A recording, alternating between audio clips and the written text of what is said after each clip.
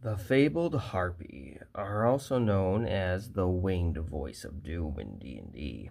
They are hate-filled creatures that strive to cause pain and bring end to both love and life. They combine the features of both a humanoid and as well as talent and other avian scavengers features. And they have a song that leads to people basically going to them heedless of danger. And many people actually follow them to their death because they don't go ahead and look out for their claws or or other natural perils.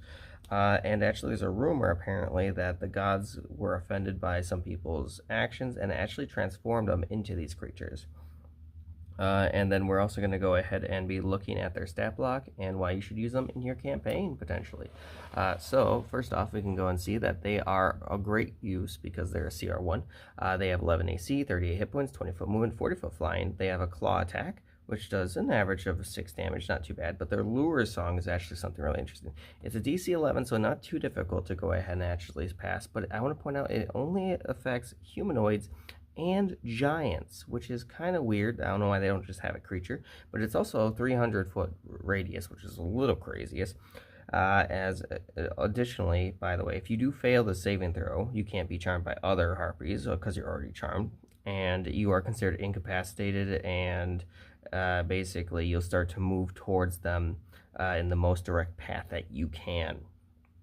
So if they were like standing in lava, you would just run through lava, kind of broken in that case, but we're not going to talk about and so if you do go ahead and succeed, by the way, at the end of each of your turns you get that roll again to see if you succeed. You are immune to it for another 24 hours, so it's not too bad, but I just want to point out they are chaotic evil, so you can really see these guys doing pretty much anything with that different stuff.